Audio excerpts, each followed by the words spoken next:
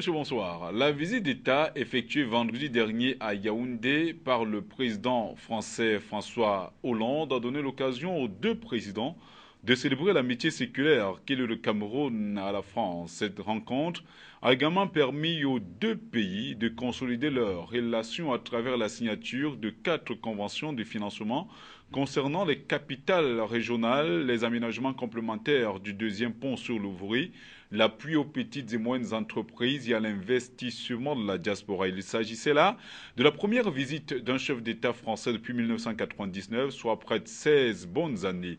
Visite cette brève mais intense au regard de la nature des conventions de financement signées à cette occasion. Cette présence a également reconforté les Camerounais parce qu'au cours de la conférence de presse, François Hollande a notamment évoqué la mémoire douloureuse des relations franco-camerounaises. Jamais un président français ne s'était prononcé sur cette grave blessure dans l'histoire des deux nations. Événement historique, tabou brisé par François Hollande, que s'est-il passé? Hollande a-t-il cédé enfin à la pression médiatique de ces derniers jours autour des massacres qui ont émaillé la quête de l'indépendance au Cameroun? Nous en parlerons dans un instant.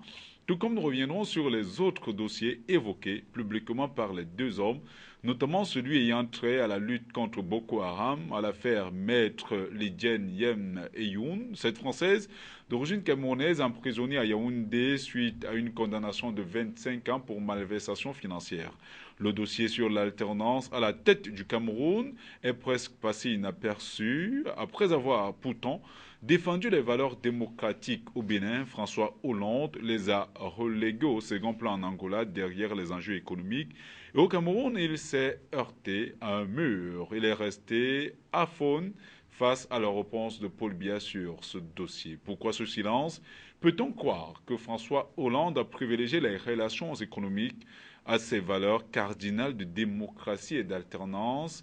On sait également ce que le Cameroun a pu soutirer à la France à travers les 4 signatures de contrats de financement, mais rien n'a été dit sur ce que la France a gagné dans cet échange. Pourquoi ce silence? Que tente-t-on de cacher aux Camerounais? Ce sont des questions et bien d'autres que nous allons aborder dans la première partie de cette émission. Nous parlerons également de Elecam. En effet, l'organe en charge de l'organisation des élections au Cameroun vit une guerre à fleuret moucheté dans ces différentes instances. Samuel Fonkam Azou, le président du conseil électoral, et Sani Tanimou, le directeur général des élections, se regardent en chaîne de faïence. Ils se livrent une guerre et tentent, tant bien que mal, de masquer les remous. Le conflit de compétences qui a cours en ce moment à l'élection de Cameroun ne risque-t-il pas de nuire au bon fonctionnement de cette structure? Pour confabuler donc autour de ces sujets, j'ai le plaisir de recevoir sur ce plateau M. Edouard Yetian, qui est militant du RDPC. Il aura en face de lui ce soir Eric Penlap, qui est militant du SDF. Bonsoir, monsieur. Bonsoir. Bonsoir, monsieur Yetian, et bienvenue parmi nous. Bonsoir Thierry, bonsoir monsieur Tenlap, bonsoir vos très nombreux téléspectateurs. Bonsoir, monsieur Penlap. Bonsoir monsieur Thierry et bonsoir mon co-panéliste. Yetian. Monsieur Yetian. Voilà, maintenant que les civilités sont faites, madame, monsieur, merci également d'être des nôtres pour ces 90 minutes de débat sur l'antenne de Camions 24. Retrouvons-nous juste dans un instant pour le débat.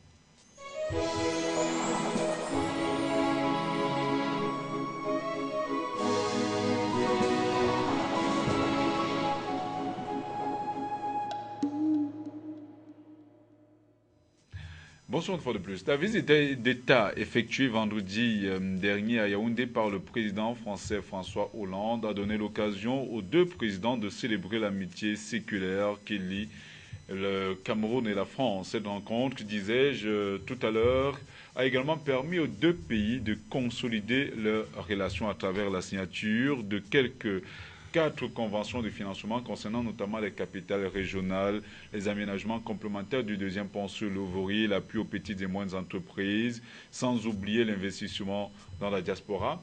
Et à ce sujet, je vous propose de suivre ce reportage de la réalisation sur le travail qui a été abattu justement au sujet de ces conventions. La première convention permet un prêt souverain de 42,6 milliards de francs CFA dédié au développement de 3 capitales régionales, Bafoussam pour l'ouest, Bertois pour l'est et Garoua pour le nord. Ce programme de développement urbain cofinancé par l'OCDE, le contrat de désendettement et de développement à hauteur de 39,3 milliards de francs CFA a 5 objectifs. L'amélioration de la mobilité urbaine et le désenclavement des quartiers, l'amélioration de l'accès aux services urbains de base, le développement économique et la création de revenus, l'amélioration du cadre urbain et de l'image de la ville, le renforcement des capacités des communautés urbaines. La seconde convention permet un prêt souverain d'un montant de 29 milliards et demi de francs CFA. Il sera destiné aux accès complémentaires du second pont sur le Vouri, dont la construction en cours d'un coût de 87,2 milliards de francs CFA bénéficie d'un financement de la France, source d'un prêt AFD et C2D. Ce projet porte sur la construction d'un nouvel accès à la zone industrialo-portuaire du port autonome de Douala et d'une bretelle vers l'ancien pont et sur divers importants aménagements visant à fluidifier la circulation.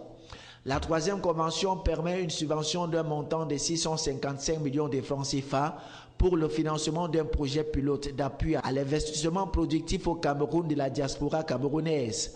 Ce projet poursuit un triple objectif de soutien au niveau institutionnel, au niveau de l'accompagnement des promoteurs en France et au Cameroun et au niveau des services financiers au Cameroun. La quatrième et dernière convention permet l'affectation de 3 milliards 300 millions de francs CFA sur le deuxième contrat de désendettement et de développement pour mettre en œuvre des dispositifs innovants d'appui aux petites et très petites entreprises rurales des filières agricoles, leur permettant de se développer et de faciliter leur accès au crédit. Signalons que l'Agence française de développement a repris son appui en prêt souverain concessionnel à l'État camerounais en 2010 pour accompagner son prêt d'investissement stratégique dans le domaine des infrastructures routières, de l'énergie, de l'eau, de l'assainissement et du développement urbain. Depuis 2010, elle a engagé 530 milliards de francs CFA. Voilà, merci à Zobel Apollinaire Bon pour ce reportage qui revenait justement sur le travail qui a été abattu par François Hollande, notamment avec la signature des 4 conventions dont j'évoquais d'ailleurs tout à l'heure. Monsieur Edouard Yetchan, vous avez également suivi cette actualité, elle était suffisamment dense, 5 heures d'horloge passées justement en terre camerounaise. Est-ce que vous avez comme l'impression que le travail était à la hauteur de ce qu'on attendait? Ah ben oui, pour ceux qui disaient que c'était une insulte au Cameroun que le chef de l'État français arrive ici pour si peu de temps, ce qui s'apparentait à une escale technique. Non, ils ont vu faux. Ils ont vu faux parce que nous qui avons suivi la conférence de presse et les toasts, vraiment c'était bien parce que si un chef d'État vient faire 4 jours dans un pays, ça coûte très cher le séjour. Et puis le travail réel a été fait. Et moi je pense qu'il vaudra mieux désormais que les visites d'État soient courtes comme cela. Ça permet d'économiser de l'argent que de venir aller faire la Java à Ouaza là-bas et que ça coûte très cher aux contribuables. Donc pour moi c'était une visite pleine. Avec beaucoup de choses en bien, parce que personnellement j'étais inquiet, je croyais que ça allait être une visite flop où on viendrait nous donner des leçons. Vous avez vu notre président il avait de la niaque dans sa réaction et ça m'a fait plaisir. En tout cas, nous reviendrons sur les différentes réactions tout à l'heure. Réactions éventuellement qui ont été au cœur de plusieurs discussions tout au long de ce week-end. On y reviendra, sur l'affaire Lydiane Youm, Boko Haram, mais également sur l'alternance au pouvoir, sur les différents aspects qui ont été retenus dans le cadre de cette émission. Pensez-vous que cette visite, avec les résultats qu'on a évoqués tout à l'heure, a suffisamment valu la peine de cristalliser autant d'énergie pendant près de 2 semaines, voire quelques mois? Je ne le pense pas. Au moins pour deux raisons. Lorsque vous regardez les conventions qui ont été signées, on en parlera peut-être en bas, Oui. mais seulement ces conventions C2D. C'est ni Hollande, ni M. Biya qui les signent. Ce sont un certain nombre de ministres qui les signent. Ils auraient pu le faire. C'est sur la suite des travaux sur le pont du Vouri. C'est l'AFD qui le signe. M. Hollande n'a pas besoin d'être là pour qu'on le fasse, parce que c'est un travail qui a déjà commencé. Maintenant, vous prenez les différentes capitales dont on parle, c'est-à-dire l'aménagement des espaces urbains. Mais cet aménagement des espaces urbains, ça entre également dans ce C2D, parce qu'il ne faut pas oublier que dans la première phase du C2D, les villes qui ont été privilégiées, c'était Douala et Yaoundé. Donc ce n'est qu'une suite. Ce n'est qu'une suite logique. Donc on n'a pas besoin d'une visite d'État, parce qu'on n'a pas eu besoin d'une visite d'État pour mettre en œuvre la première partie du C2D. Également, ce qu'il faut noter, et là, je peux au moins retenir une chose, c'est qu'Hollande a reconnu les massacres qui ont été perpétrés dans On reviendra là-dessus. C'est tout ce que personnellement je retiens au niveau de cette visite. Et l'autre chose que je retiens, c'est que M. Biya a mis les Camerounais au défi de le faire partir très bientôt. On reviendra également sur ces différents aspects. Alors, 16 ans après la visite d'un président français au Cameroun, parce que la dernière remontait selon tout ce qui a été dit autour, et justement on le souligne encore lors de la dernière émission. La dernière visite, c'était avec Jacques Chirac, c'était en 1999. Alors on sait que 4 conventions ont été signées, on le souligne encore tout à l'heure, concernant notamment le deuxième pont sur le Vouri, pour ce qui est des aménagements complémentaires, des financements concernant les capitales régionales, l'appui aux petites et moyennes entreprises, l'investissement de la diaspora. N'est-ce pas peu, au regard de ce qu'on se serait quand même attendu? On avait évoqué un certain nombre de sujets, mais de manière publique. Cela n'a pas été dit. M. Penlab le soulignait d'ailleurs. C'était des travaux qui pouvaient être signés à l'insu, non au loin des caméras et loin des regards des deux présidents. Bon, ben, ceux qui sont tout le temps en train de dire que tout ce qui est fait est insuffisant, c'est déjà cela de fait, parce que le monde est en crise. Tout le monde sait la peine avec laquelle la France, la grande France, arrive à peine à respecter les engagements de non-dépassement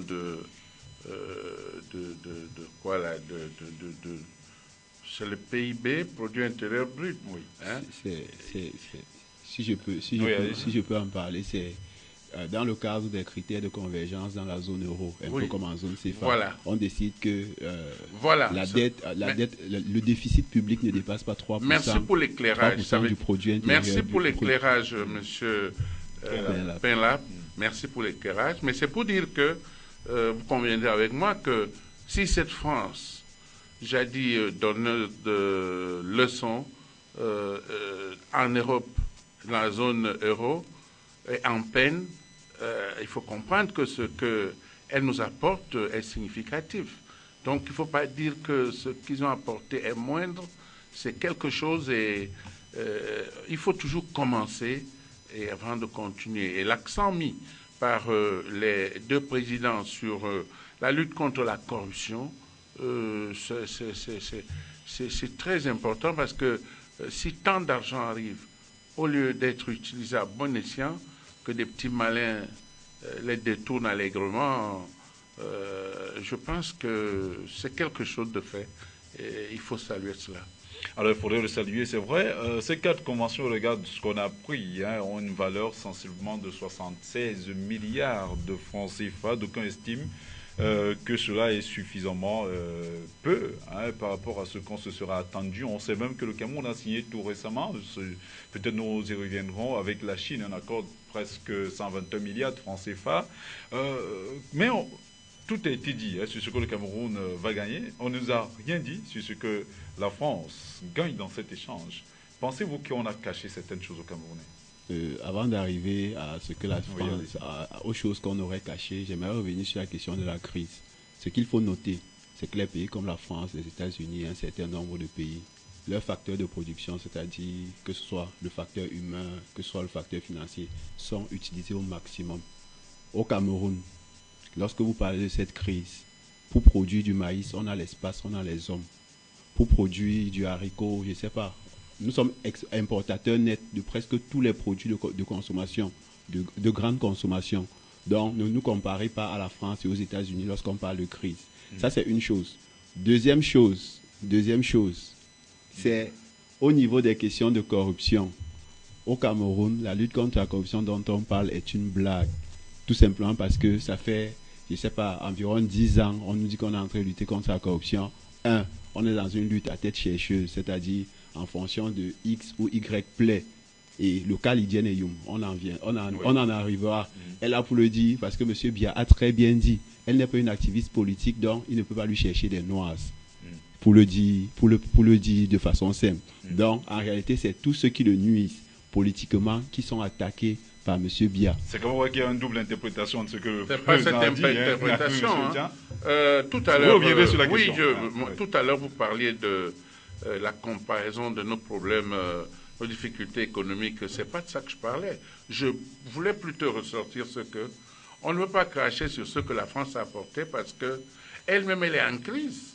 Elle est en crise, donc ce qu'elle a apporté, ce n'est pas insignifiant.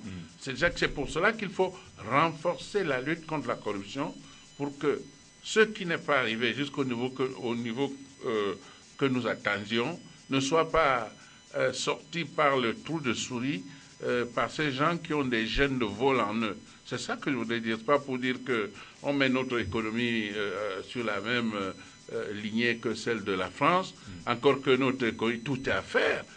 J'ai proposé que pour le chômage, qu'on développe des grandes surfaces, on mette des mini-marchés, on loge les gens, ils vont travailler, ils vont produire beaucoup, on mettra en structure pour acheter tout cela. Ça va équilibrer Ça nécessite également beaucoup d'argent. Oui, mais c'est pas un problème. Et peut-être cet argent qu'on est toujours en... Non, on aura...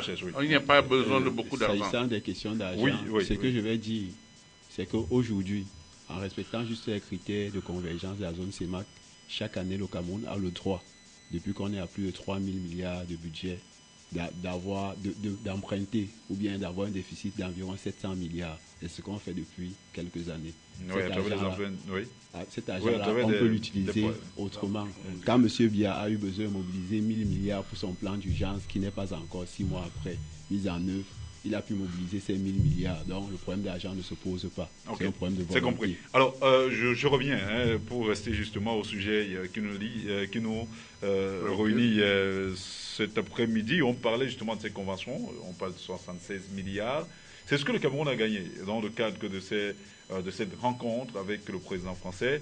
Mais qu'est-ce que la France gagne justement? Cela n'a pas été dit. Ce qu'il faut déjà dire, c'est que c'est de la dette. C'est-à-dire l'Agence française de développement, en dehors de la partie C2D, qui justement c'est contrat des endettements, développement. Vous payez votre dette et au lieu de leur remettre, vous utilisez ça pour votre développement. Ça, c'est bien. Maintenant, pour ce qui est de ce qu'on a affecté pour les travaux liés à la construction du deuxième pont, c'est une dette. Pour ce qui est du financement qu'on met en place pour le secteur de l'agriculture, c'est une dette. Pour ce qui est du financement pour les gars de la diaspora, c'est également une dette. Donc, ils vont récupérer leur capital et leurs intérêts. Et à côté de ça, il ne faut pas oublier que c'est une entreprise française qui est en train de construire le deuxième pont et qui va faire la suite du travail. Ce qui fait que les chômeurs français qui sont, excusez-moi de dire ça comme ça, mais seulement il y a un bon nombre d'expatriés français qui travaillent sur ce pont. C'est une source de revenus pour eux. C'est qu'on voit qu'on sait également que beaucoup de Camerounais y travaillent. Ce n'est pas pour défendre la France. En termes de gains, ils vont récupérer l'argent à terme avec des intérêts et ça leur permet d'avoir des entreprises qui tournent. Alors, et à côté de ça, il ne faut pas oublier que, comme on dit chez nous, celui qui donne est toujours au-dessus, la main qui donne est toujours au-dessus de la main qui reçoit. Ça nous met dans une situation où il y a une certaine dépendance qu'on maintient avec la France. Donc, au niveau purement stratégique, moi, j'ai l'habitude de t'aider. Par conséquent, essaye de faire ce que je dis. C'est à peu près ça. Ma question reste, apparemment, vous ne l'avez pas suffisamment répondu. Qu'est-ce que la France a gagné justement dans cet échange, au-delà de ce que vous avez semblé souligner tout à l'heure? On sait que le groupe Bolloré Par exemple, il y a une difficulté pour ce qui est du port, du port en eau profonde de Kribi. On sait que les entreprises françaises sont en train de battre de l'aile ces derniers jours. Je revenais même avec cette convention qui a été signée avec le Premier ministre en Chine il y a quelques semaines, Philomon Yang, de près de 121 milliards. On ne nous a pas dit ce que la France a gagné justement dans cet échange. Est-ce qu'il y a une volonté déguisée de produire un certain nombre d'intérêts? On ne nous a pas dit. On n'est pas revenu sur ce qui s'est passé dans les couloirs entre le chef de l'État, Paul Biya, et le président français. Il y a une règle de base dans les relations internationales, c'est que les pays n'ont pas d'amis, ils n'ont que des intérêts. Si Hollande s'est arrêté au Cameroun, c'est pour défendre les intérêts français. Et nous demandons également à nos dirigeants de défendre les intérêts camerounais. Une chose est sûre, les entreprises françaises aujourd'hui ont quelques difficultés dans le contexte camerounais. Il est légitime pour le président français de venir défendre ces entreprises. Et il est légitime pour nous, en tant que Camerounais, de nous assurer que dans la défense des intérêts de leurs entreprises, que les populations camerounaises ne soient pas lésées, que les entreprises camerounaises ne soient pas lésées. Donc, c'est une situation dans laquelle il vient défendre les intérêts de l'État pour lequel il est membre et il a été élu pour défendre ses intérêts. Il est question que nos dirigeants fassent de même. C'est essentiellement ça. Alors, je vous renvoie la même question. Pensez-vous qu'il y a des choses qui ont été cachées au Camerounais? Bon, vous savez qu'en diplomatie, la grosse partie de l'iceberg, c'est celle qu'on ne voit pas sous l'eau. Ce qui apparaît là, c'est vraiment l'arbre qui cache la forêt. Je suis sûr que Hollande est venu défendre ses entreprises. Il a beau dire qu'il n'impose rien, il a tenté, mais je sais que les réponses que le président de la République a données à la conférence de presse me font penser que ça a été très dur. Il n'a pas cédé. Parce que vous avez parlé tantôt de Bolloré. Bolloré a pris le chemin de fer du Cameroun pour rien. Il ne respecte rien. Les panneaux de signalisation n'existent pas. Le bus d'une entreprise de transport interurbain, une entreprise a perdu un bus neuf, 3 mois d'âge seulement. J'étais à 160 millions parce que les panneaux de signalisation n'avaient de commune mesure que ce qu'on voyait en Union soviétique. Parce que la signalisation, c'est la croix Saint-André double, qui veut dire qu'il y a plusieurs voies. Donc, on doit doubler la vigilance parce que un train peut en cacher un autre. Et cet accident, justement, c'était un virage en épingle à cheveux qui a abouti à la même chose qu'un train pouvait en cacher un autre. Fort heureusement, il n'y a pas eu de mort. Ce pays est béni. Voir l'état du bus, on croirait qu'il y a eu même 50 morts dedans. Oui, c'est vrai qu'en temps, beaucoup de choses ont évolué, voilà. Beaucoup de choses ont été mais rien, justement. Passé là, c'est la même chose, il n'y a rien. Rien n'a changé. Alors Bolloré ne respecte rien. Bolloré au port de Douala ne fait que du désordre. Il dérange l'administrateur directeur général du port parce qu'il voudrait que seuls ses intérêts prévalent. Donc moi, je crois que le port de Kribi doit être donné à d'autres personnes pour qu'il y ait la concurrence. Parce que comment on appelle ça? Le monopole, ce n'est pas bien. Ne serait-ce que pour cela.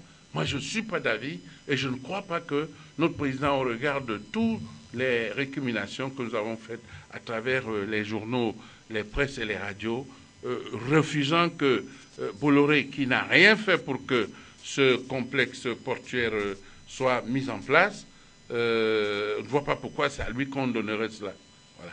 Donc, au-delà de tout ce qui a été fait, il y a quand même beaucoup d'intérêts qui ont été défendus. Oui, qui ont été défendus. Il y a beaucoup. Le Cameroun a beaucoup de choses. Cette volonté délibérée de cacher, parce qu'ailleurs, on se dit, les contrats qui sont signés entre les deux États sont paraffés publiquement et dit au grand public. Si on n'a rien dit, c'est qu'il n'y a rien eu. On n'a pas parlé, on n'est pas tombé d'accord sur ce point-là. François Hollande n'est-il pas venu renouveler le pacte colonial d'il y a 50 ans? Je ne pense pas, parce que il a, par exemple, comme disait mon copanéliste là, il a fait une déclaration extraordinaire, intellectuellement correcte, parce que c'est la première fois qu'un responsable français reconnaisse qu'il y a eu pogrom au Cameroun. Monsieur Fillon était venu nous dire ici que c'était une fiction. Avant lui, Monsieur Pierre Mesmer, qui a été administrateur colonial, il a dit que c'était un détail, ça c'était de l'insulte. Mais Hollande a dit, il faut bien lire pour savoir quelle position prendre. C'est déjà cela. Voilà, vu que vous y êtes, déjà on sait que la présence de François Hollande a également reconforté les Camerounais, parce qu'au cours de la conférence de presse, le chef d'État, le président français, a notamment évoqué la mémoire douloureuse, je le disais encore tout à l'heure, des relations franco-camerounaises. Jamais un président français ne s'était prononcé sur cette grave blessure dans l'histoire des deux nations. Peut-on croire qu'il s'agit là d'un événement historique? Déjà, c'est une très grande avancée, à défaut d'être un événement historique. Parce que depuis près de 50 ans, les Camerounais de tous bords ont estimé qu'il y a des exactions qui ont eu lieu et qu'il fallait au moins, d'un point de vue historique, avoir la vérité, c'est-à-dire pouvoir regarder notre passé avec fierté et avec honneur. Pendant longtemps, on nous a fait croire que c'était un groupe de bandits qui faisaient n'importe quoi. Et on nous a fait croire qu'il n'y a pas eu de problème au Cameroun. Il y a eu un problème en Algérie, au Cameroun, tout s'est bien passé. Donc, il est important, lorsqu'il reconnaît ce problème, ça ouvre la porte à la réécriture de la véritable histoire des luttes dans notre pays. Et la mémoire des messieurs comme Oumniobé, comme Oumié, comme Wandji, sera redoré. C'est vrai qu'avec la loi de 90 sur l'amnistie et tout ce qui est de tous ceux qui ont participé, il y avait déjà une avancée au niveau camerounais, mais maintenant ça ouvre grande ouverte les portes pour pouvoir voir la vraie histoire de cette période-là qui a marqué et qui continue à marquer notre pays. Alors pensez-vous que c'est un sujet tabou qui a enfin été prisé par François Hollande? S'agit-il d'une véritable évolution dans la prise en compte de l'histoire du Cameroun, M. Etienne? Vous savez que Hollande, c'est un socialiste. Même si la crise l'a mené à basculer dans le camp des sociaux-démocrates, il faut savoir que la social-démocratie, c'est la gestion du grand capital. La bonne gestion du grand capital. Et ce que Hollande a fait là, il ne pouvait pas faire mieux. Parce que Hollande n'est quand même pas Sarkozy. C'est parce que sur certaines choses, Sarkozy, c'est un monstre, ce monsieur-là. Il disait des choses... Ce n'est pas très dur. Non, ce n'est pas suffisamment dur. Je crois qu'on peut trouver plus dur que cela. Et c'est vrai également que les Camerounais ont tué des Camerounais. Parce que Ernest Ouandié n'a pas été tué par les Français. C'est M. Ahidjo, pour marquer sa loyauté vis-à-vis des Français, a exécuté ce vaillant Camerounais pour rien. Mais il aurait pu l'emprisonner. De tout reproche, on se souvient par exemple des massacres en pays Bamléké où des malades ont été assassinés à l'hôpital et des médicaments pillés. Est-ce que c'était là le rôle? Est-ce que c'était la France qui était derrière tout ce qui se passait? Quand on a pris des gens dans les hélicoptères, dans les avions et balancé dans le vide, la réaction peut être celle-là. Donc je ne discute pas ça. En tuant d'autres Camerounais? Pourquoi ne s'était-il pas en vérité attaqué à ceux qui commettaient ces actes? Vraiment, c'était les collabos. Eux, ils considéraient que c'est des collabos. Vous comprenez? C'est ça. Quand vous collaborez avec l'ennemi, on vous assimile à l'ennemi. Mais je persiste à dire que c'est Amadou Ahidjo qui a exécuté Ernest Ouandié. Il aurait pu ne pas l'exécuter. Et dans ce pays, ceux qui ont payé cher pour réclamer l'indépendance ont été mis sous les teignoirs. C'est pour ça que je trouve que vouloir mettre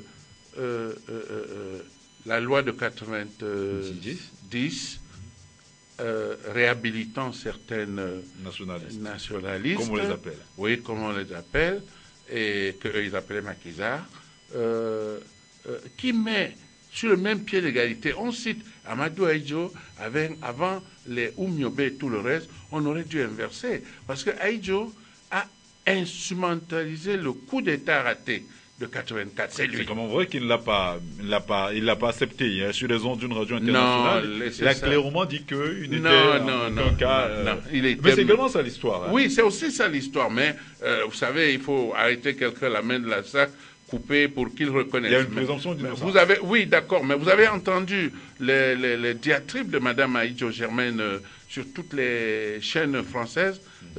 Non, son mari n'a jamais rien fait, rien. Il était condamné par contumace.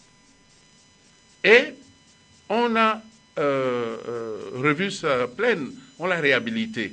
Donc il est dans la même situation que les Oumyobé par rapport aux Français. Les Oumyobé ont été tués parce qu'ils voulaient l'indépendance, les Aïdjo ne voulaient pas, c'est à eux qu'on a donné l'indépendance. Aujourd'hui, Aïdjo vient pour renverser le pouvoir de Biya, ce qui veut dire que le pouvoir qui lui passait, c'était un trompe-l'œil. Il voulait tromper les gens. Malheureusement, ça l'a rattrapé. Donc, moi, je suis très peiné par cet amalgame qu'on fait. On a dit que le gouvernement va s'occuper des frais de rapatriement de tout le monde, d'accord? Mais, entre-temps, les Français avaient exhumé les restes de Félix Moumié. On ne sait pas où ça se trouve. On va récupérer ça où? Voilà autant de choses qu'on ne pouvait pas, à l'occasion de cette visite, discuter. Hollande ne connaît rien de ces choses. Et quand on va poser ces problèmes dans les milieux indiqués pour cela, ils devront nous dire la vérité. Je ne sais pas pourquoi ils avaient peur des ossements de Moumié. Donc, en tout vraiment... cas, Hollande l'a suffisamment souligné. Peut-être on va parler de la déclassification de tous les documents qui ont été des archives. Il faut bien. Qui ont l'histoire de l'indépendance du Cameroun, que ce soit avant ou après. Mais toujours est-il qu'il y a beaucoup de choses qui méritent d'être dites à ce niveau. Et même comme une certaine opinion a laissé croire que François Hollande a cédé à une pression médiatique. Vous le pensez aussi? Céder à une pression médiatique, je ne le pense pas. Parce qu'on sait qu'autour ou avant son arrivée, il y a beaucoup de choses qui ont été dites, même sur les ondes d'une radio internationale, sur les massacres commis par les Français à l'époque. C'est pas aujourd'hui que ces massacres sont présentés. Il y a des émissions, que ce soit que soit Arte, que ce soit la Z, une chaîne allemande qui a fait des reportages sur les massacres qui ont eu lieu au Cameroun. Alors, mais toute cette pression n'a-t-elle pas mis de la pression à François Hollande? Je pense beaucoup plus à vouloir détendre l'atmosphère. Parce que ce qu'il faut aussi noter, c'est que ces derniers temps, un certain nombre de médias ont diffusé un certain nombre de messages qui suscitaient dans l'esprit des Camerounais un esprit beaucoup plus anti-français dans l'opinion publique en général. Et je pense que cette prise de position également est de nature à apaiser les tensions au niveau du Cameroun pour faire comprendre qu'en réalité, les Français prennent leur part entière dans acceptent qu'elles ont fauté dans le passé et que à partir de maintenant, elles essayent de faire mieux. Et maintenant, pour ceux qui veulent la vérité sur ce qui s'est passé, notamment dans la période des indépendances, ils ouvrent leurs archives pour que la vérité puisse éclater. Et là, on pourra identifier la responsabilité aussi bien des colons qui étaient avec nous que des Camerounais eux-mêmes, parce qu'il y a des Camerounais qui ont contribué à ça. Et ce que je voudrais noter, c'est que on parlait tout à l'heure des pratiques d'un certain nombre de nationalistes qui n'étaient pas très acceptables. Justement, nous ne les acceptons pas, mais ce qu'il ne faut pas oublier, c'est que les Français ont utilisé du napalm, notamment dans la zone d'Amileke. C'est-à-dire qu'il y a des villages aujourd'hui que jusqu'à aujourd'hui, on ne peut pas cultiver dans certains espaces parce que rien n'y pousse. Donc, il faut noter que la brutalité de l'oppresseur a entraîné de temps en temps, nous ne le justifions pas, mais nous essayons d'expliquer et de comprendre, a provoqué de temps en temps des réactions qui n'étaient pas très appréciables. Sauf que nous le déplorons, mais l'avenir... Qu'est-ce que le gouvernement camerounais devrait-il faire pour davantage réhabiliter ces mémoires perdues? On sait tout récemment, il y a quelques jours, cela a d'ailleurs suscité la polémique sur Internet, le monument du général de Gaulle a été décapité et même par la suite enlevé et déposé à la communauté urbaine de Douala, mais la tête est introuvable. On accuse un certain Camerounais et il y a un nombre de choses qui ont été beaucoup revendiquées. Justement, on parle d'un certain Issama qui serait responsable de ce qui s'est passé. Et donc on estime justement qu'à cette place-là, à la place du monument du général Leclerc, on devrait plutôt mettre peut-être le monument de Robin Oumyobé ou Ernest Wandi et les autres nationalistes qui sont passés justement dans la trappe, dans la lutte dans la quête de l'indépendance camerounaise? Personnellement, je crois en Paul Biya. Lors du discours sur le cinquantenaire, il avait dit ceci, peut-être pas dans les mêmes termes que moi. 50 ans d'indépendance nous ont permis de définir l'architecture de notre pays. En toute souveraineté maintenant, nous allons y mettre un contenu. C'est ainsi que nous trouverons une date pour célébrer tous nos héros. Tous nos héros. Il a dit ça. Cela fait quand même 2 ans maintenant. Mais ça fait quoi? Entre-temps, il y a eu le Boko Haram qui est venu perturber tout dans ce pays. Vous pensez que ce pays est normal? Hollande n'a eu de cesse de dire qu'on est un pays en guerre. Un pays en guerre, si vous n'avez pas de sécurité, qu'est-ce que vous pouvez faire? S'il n'y a pas de sécurité, aucune perspective positive n'est... Donc, selon vous, Paul Biya pourrait, peut-être dans les mois, voire les années à venir... Oui, en tout cas, avant la fin de son mandat, parce que vous m'amenez à embrayer sur un autre sujet. En tout cas, moi, je crois que avant la fin de son mandat, il organisera cette célébration de nos héros, tous nos héros, a-t-il dit, et nous souhaiterions, personnellement, je souhaiterais que ce soit bien hiérarchisé. Qu'on cesse de dire Amadou Ahidjo d'abord et Oumiobe ensuite. Parce que Amadou Ahidjo, bien qu'ayant été le tout premier président du Cameroun, c'est dans quelles circonstances il est devenu président d'un pays dont il ne voulait pas l'indépendance, après avoir assassiné celui qui était pressenti pour conduire cette indépendance. Et même André-Marie Mbida, vous voyez les étonnes, la Léquier, ils soutiennent, ils sont devenus très légalistes, parce que c'est un fils de la Léquier qui devait être le président de la République, mais téméraire qu'il était, on a dit, celui-ci, on ne peut pas le manœuvrer, voilà. Donc, il faut que ce soit d'abord Oumiobe, et Ahidjo arrive après, parce que, pourquoi est-ce qu'on le réhabilite? Parce qu'il a été quand même le tout premier président du Cameroun. Comprenez, c'est cela. Donc, moi, je dis, ce problème, on ne doit pas les aborder comme ça. On doit les aborder comment? Mais, comme je vous ai dit là, vous faites comme s'il n'a jamais... Il a dit qu'on va célébrer tous nos héros, on va le faire. Vous le croyez, M. Penab? Les discours de Paul Biya, ceux qui y croient ne savent pas ce qu'ils font. Depuis 82, Paul Biya nous a parlé de rigueur et moralisation. 33 ans après, nous voyons où est la rigueur, nous voyons où est la moralisation. Sauf que ce n'est pas l'objet de notre débat. S'agissant de la place des héros dont nous parlions tout à l'heure, ce qu'il faut noter, c'est que le plateau Jos a un pas, c'est-à-dire il y a un privé qui a mis des plaques où vous arrivez, pour ne pas les citer, c'est Douala Art. Quand vous arrivez, c'est écrit, c'est ici que fut pendu Douala Mangabel. C'est à un pas du lieu où est placé le monument Leclerc. Le plateau Jos, dans l'histoire du Cameroun, c'est sur le plateau Jos qu'a été posé au premier drapeau allemand. C'est sur le plateau Jos qu'un certain nombre de choses ont eu lieu. Donc c'est un lieu d'histoire pour le Cameroun. Et il est anormal que des personnes, je ne vais pas me mettre à dire qui ont enfoncé ce pays, parce que notre situation, la France a grandement contribué à enfoncer ce pays. Il faudrait qu'on le dise. Et vous avez d'un côté un monument Leclerc et aucun monument pour quelqu'un comme Douala Mangabel qui s'est battu.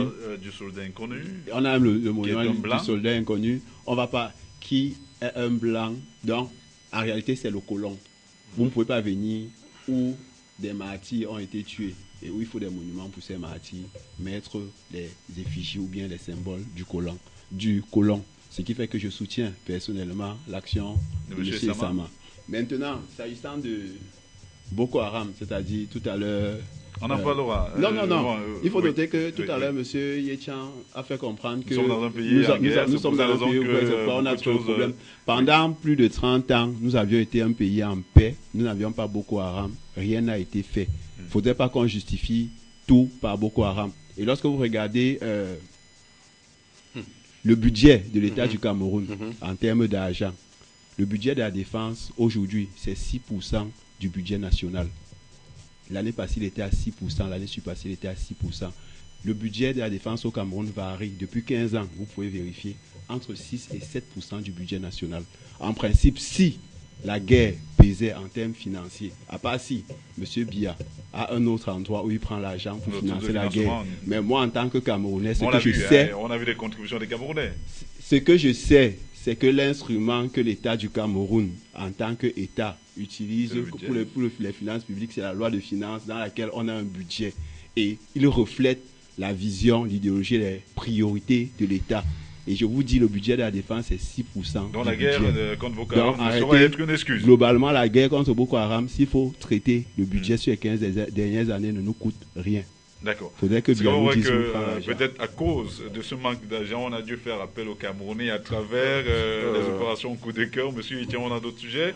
On a par exemple l'affaire Lidjen et Youm, l'affaire Boko Haram. Vraiment en quelques mots, je vous fais cette faveur. Oui, mon cher ami là, il raconte des histoires. Il dit qu'on est un pays tranquille. Il oublie qu'il y a eu une tentative de coup d'État en 84 qui a déstabilisé le Cameroun complètement. Et c'est ceux qui ont aidé Paul Biya à asseoir son pouvoir qui lui en ont fait payer un très lourd tribut. Vous comprenez? C'est ça. Quand un pays a connu une situation pareille, la confiance disparaît. Pour rétablir cette confiance, ça prend beaucoup d'années. Je vous connais très jeune, vous ne comprenez pas ces choses. Et ce qui m'a fait très mal, ce qui m'a fait très mal, c'est que M. Hollande vienne comparer ce qu'il a appelé la colonne du général de Gaulle, le général Leclerc, qui a pris une destination dont on ne sait quoi, avec tout ce que...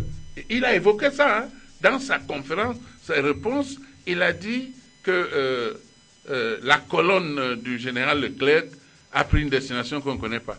Un objet, Hollande vient comparer un objet insultant d'ailleurs, comme l'a si bien dit mon jeune ami là, c'est insultant parce que vous parlez de la pendaison de Rodolphe Douala-Mangabel et Ngosodine et bien d'autres, ce sont les Allemands, les colonisateurs allemands qu'ils ont pendus parce qu'ils voulaient nous éloigner, faire de sorte de Bantoustan là, c'est ce qu'ils voulaient faire.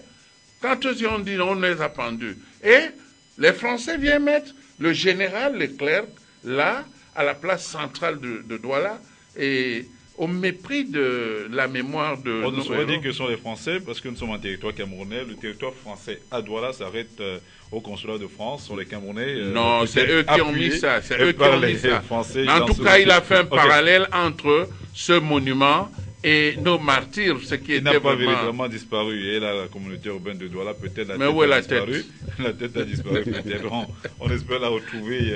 C'est un sujet très sensible, mais très fort également. Alors, notons que d'autres dossiers ont été évoqués publiquement par les deux hommes, notamment celui ayant trait à la lutte contre la secte islamique Boko Haram. Il y a l'affaire Maître Lidjen Youm, du nom de cette avocate française d'origine camerounaise emprisonnée à Yaoundé suite à une opération de malversation financière. Le chef de l'État est d'ailleurs revenu là-dessus en soulignant, en revenant sur les circonstances qui ont entraîné sa condamnation. Je n'y reviendrai certainement pas. Alors, monsieur Edouard Etienne, pensez-vous, justement avec cette arrivée de François Hollande au Cameroun, que la France pourrait apporter un soutien accru au Cameroun dans la lutte contre Boko Haram? Il faut d'abord savoir que Hollande a dit des choses qui m'ont troublé. Ils ont leur avion qui sillonne les zones de Boko Haram et donne des images à nos états-majors pour mieux peaufiner leur stratégie. Donc ils savent même où sont basés au Boko Haram. Et peut-être faudrait-il redoubler de... C'est ce qu'il a dit à peu près, vous comprenez? Non, moi je crois personnellement que c'est M. Sarkozy, la droite française dure, qui a organisé cette histoire, tuer Kadhafi, déstabiliser le Mali, déstabiliser le Nigeria, pour prendre le Cameroun. Vous savez que l'élection présidentielle de 2011, Marafa voulait bien être candidat, hein? Ils avaient instrumenté quelque chose pour que Marafa soit candidat, pas pour gagner les élections, mais juste pour que les résultats prononcés, qu'il conteste. Il y avait 6500 mercenaires à la frontière du Darfour, prêts à entrer au Cameroun. Vous comprenez? C'est une information qui vient d'être vérifiée. C'est ce qui est dit dans les réseaux sociaux également. Voilà. Alors, si quand je l'ai dit une fois ici, je ne sais pas qui était face à moi, il avait dit que je fantasmais. Non, je ne fantasme pas. Oui, pour l'instant, on n'a pas eu d'informations claires là-dessus, monsieur. Non, c'est clair. Le notaire qu'on a arrêté, c'est lui qui allait leur donner l'argent tout le temps là-bas. Il faisait des voyages sans trace. Le dossier encore en instance. Non. On espère quand même qu'il va évoluer. Alors, peut-on attendre un soutien plus accru de la France, maintenant que Hollande est passé par le Cameroun dans le cadre de la lutte contre Boko Haram? Une promesse a été faite, mais seulement, comme les Africains aiment à le dire, il faudrait que les problèmes africains soient réglés par les Africains. Avec le Nigeria, le Tchad, le Bénin et le Niger, nous avons décidé de mettre sur pied une force multinationale pour combattre Boko Haram. Comptons d'abord sur cette force-là. Parce que comme disait Confucius, lorsque vous dormez sur la natte du voisin, sachez que vous dormez au sol. Tout simplement parce qu'à tout moment, le voisin peut prendre sa natte. Donc, ça doit être l'occasion. Boko Haram est une occasion parce que c'est une crise, mais c'est aussi une opportunité. Une opportunité pour créer un lien qui va perdurer dans l'histoire entre au moins les 5 pays qui ont décidé de mettre ensemble un certain nombre de moyens de sécurité pour combattre Boko Haram et peut-être plus tard les autres menaces qui arriveront. Donc, la France nous apporte une certaine aide. Leur en sommes gré, parce que toute aide, quelle qu'elle soit, du moins où elle nous aide à atteindre nos objectifs, c'est une bonne chose. Mais seulement, comme je dis, Boko Haram a créé un certain lien entre un certain nombre d'États de la zone. Ça peut être le début d'une coopération militaire qui peut s'éteindre au niveau africain. Alors, on parlait également de l'affaire Maître Lidjen Eyoum. On sait que Paul Biya a dit qu'il s'agissait d'un dossier qui regarde la justice camerounaise, que celle-ci était indépendante, mais qu'il verrait ce qu'il pouvait faire dans le cadre de ce que la Constitution lui permettait le moment venu. Il n'a donc pas fermé la porte à ce geste humanitaire que demande son homologue français. Et on se souvient, il a dit, si la Constitution me donne les moyens de faire quelque chose, c'est de bon cœur que je le ferai. Ça, c'est Paul Biya qui l'a dit. Alors, certaines personnes en trouvent déjà une certaine libération de Maître Lidjen Eyoum. Quel est votre avis? Bon, mais je suis d'abord heureux de ce qu'aujourd'hui, ceux qui disaient que Lidjen Eyoum n'a commis aucune faute, de la bouche la plus autorisée, il apparaît clairement que Lidjen Eyoum, qui avait pour travail récupéré 2 millions dans une banque déposée au Trésor. 2 milliards. 2 milliards autant pour moi. Oh là là, comme moi je touche que les billets de 1000 francs, le mot milliard me fait peur. Bon, 2 milliards à récupérer dans une banque pour placer au Trésor, et la bonne dame a placé dans un compte à elle et a fini par déposer au Trésor 1 milliard seulement. C'est ce qu'on appelle du détournement. Parce que quand un argent est prévu pour aller dans le Trésor et que vous changez de destination, c'est le détournement. C'est vérifié. Mais pourtant, il a dit que Maître Lidjen Eyoum avait un document signé du ministre en charge justement des finances qui lui permettait de prendre la moitié de l'argent local. On dit quoi? Ça, c'est les histoires de quartier, c'est le Congo. La réalité existe, hein? Non, mais, non, attendez. Pourquoi est-ce qu'on a relaxé Abba dans le cadre de ce dossier? Il a été relaxé parce que son instruction, c'était prendre l'argent et mettre au Trésor. Elle a pris l'argent, elle en a fait autre chose. Le débat ne me permet pas d'entrer, je vous dirai pourquoi. C'est des satellites qui avaient été mis en place pour distraire l'argent et financer l'effort de guerre qu'ils avaient déjà ficelé de tous les côtés. C'est cela. C'est comme ça que moi je vois cette histoire. Donc, il revient donc que c'est une affaire de droit commun. On la présente comme une religieuse qui ne sait que prier. Elle n'a jamais volé une aiguille. Non, elle a volé, ou alors elle a détourné, et elle a été condamnée. Elle a fait un recours à la Cour suprême qui a confirmé la sentence. Je verrai. Donc, après qu'il a expliqué aussi clairement cela, j'ai vu les journalistes français là, leurs paupières qui se levaient beaucoup ont baissé. Et maintenant, il a laissé penser que si la Constitution le lui permet, il verra ce qu'il... La Constitution le lui permet d'ailleurs. Ça le lui permet, d'accord. Il verra ce qu'il peut faire. Donc, ça ne veut pas dire qu'il va la libérer immédiatement. Je ne peux pas. Je ne peux pas. Mais bien sûr, si elle a payé, attendez, ce qui est important dedans, ce n'est pas qu'elle reste en prison. Si elle rembourse le corps de l'argent qu'on lui et tout le reste, il peut la gracier, hein, qu'elle aille dans sa France qu'elle aime beaucoup là et rester. Ils viennent ici prendre l'argent et puis le moment venu, ils disent qu'ils sont des Français. Comprenez? Donc, je ne pense pas que le président la libère immédiatement. Ça va prendre encore même 1 an. Il peut même procéder par 2 étapes. Il peut déjà commencer par réduire sa peine de 25 ans à 15 ans. Ce serait 10 ans en moins. Et puis, 1 an après, dans le cas de la grâce présidentielle, il la libère parce qu'elle a fait tempêter toutes les chaumières. J'ai vu un brillant avocat l'autre jour sur une chaîne consoeur et débiter des inepties. Et il disait des choses incroyables. Incroyable. Donc, le Cameroun n'a pas de justice. Et voilà, il parlait avec beaucoup de conviction, beaucoup. Non, moi je dis que j'ai été très content de la manière dont le président de la République a répondu à cette préoccupation de ce Français. Et c'est tellement clair que même nous qui ne connaissons rien dans le droit, on savait qu'elle a eu mission de faire un travail donné. Elle a changé sa mission et voilà. Alors il faut également noter que d'aucuns parlent justement d'un signe d'espoir pour la libération, estime Caroline Wazerman, qui est l'une des avocats de Lydienne Eyoum. Elle souligne avec beaucoup d'intérêt. Elle dit que c'est un signe d'espoir assez fort parce qu'on peut comprendre qu'une amnistie peut éventuellement être décidée prochainement. Donc c'est le signe de quelque chose qui se décoince d'un apaisement du côté de l'État camerounais. C'est ce qu'elle espoir ne veut pas dire certitude. Maintenant, il faut voir, et elle précise d'ailleurs que maintenant il faut voir ce qui pourrait être fait dans les faits et dans les délais qui lui pourraient être impartis. Est-ce que vous êtes d'avis avec Madame Caroline Wazerman?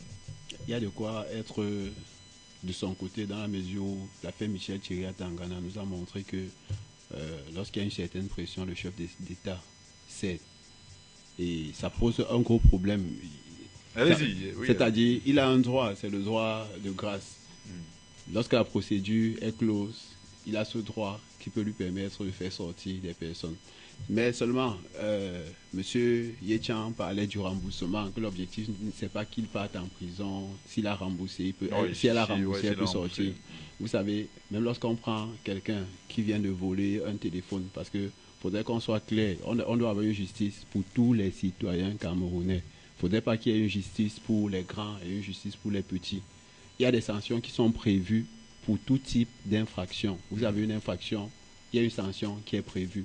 Sinon, quelqu'un arrache un téléphone, on l'arrête, on récupère le téléphone, on le laisse rentrer au quartier, tout simplement parce qu'il a remis l'objet du délit.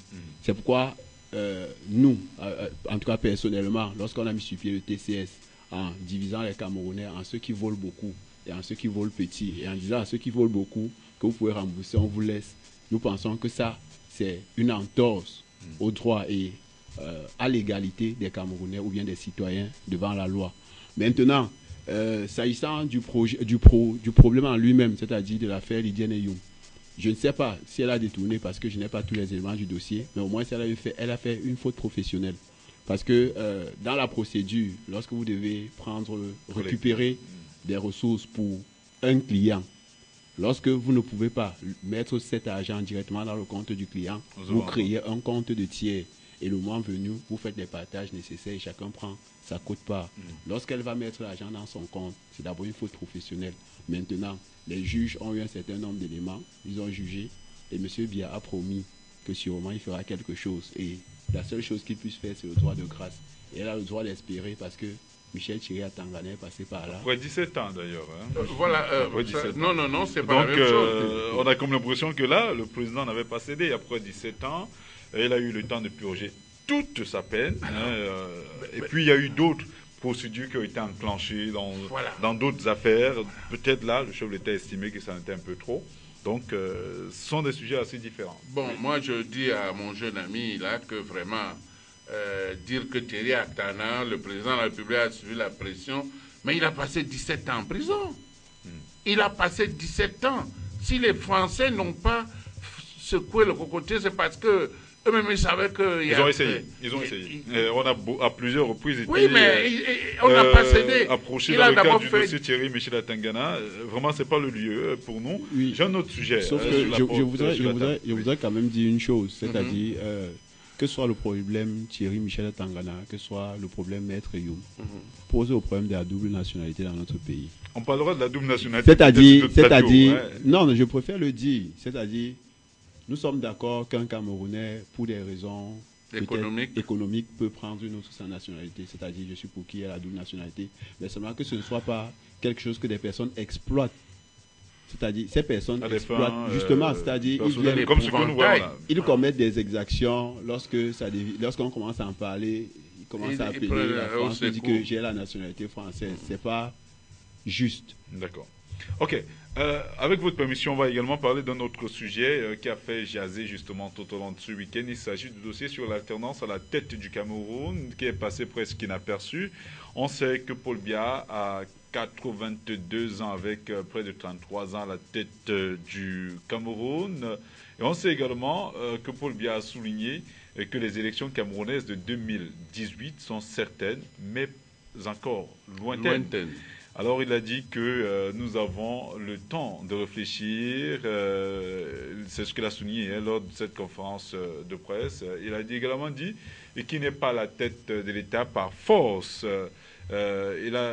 En fait, il y a eu une série de déclarations. Si je me fie à ce que nous avons pu collecter ici, il a dit « Je ne suis pas à la tête de l'État par force, je n'ai pas acquis le pouvoir de manière dictatoriale, j'ai toujours été élu par le peuple. » Il a également brandi la maxime selon laquelle « Ne dure pas au pouvoir qui veut, mais qui peut. » Alors, on a vu Hollande défendre les valeurs de la démocratie et de l'alternance au Bénin, mais au Cameroun, il est resté presque à faune. Comment cela peut-il s'expliquer?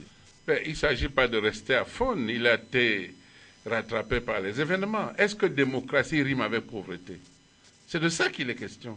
Les Européens se sont développés en utilisant les travaux forcés et tout, la main-d'œuvre pour rien. Ils ont utilisé les Africains. Aujourd'hui, que la crise arrive, au lieu de faire un meilleur partage, on jette les Africains par la fenêtre, alors que c'est eux qui ont développé ce pays. On est dans un contexte où, vraiment, tous les yeux sont ouverts. Les choses sur lesquelles on pouvait être peu regardant avant, aujourd'hui, il y a les satellites, il y a tout. Donc, la démocratie ne rime pas avec la pauvreté. Hollande a compris que les réalités africaines sont différentes des réalités européennes. Vous comprenez? Il ne pouvait pas s'y attarder.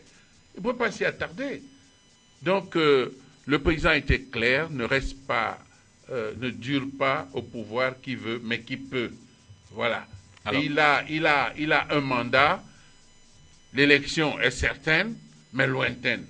Il a travaillé pour améliorer les conditions de vie de ses compatriotes. C'est ça la priorité. Le reste, on verra. On verra d'ici là. Dieu même peut décider que c'est fini pour toi, tu t'arrêtes.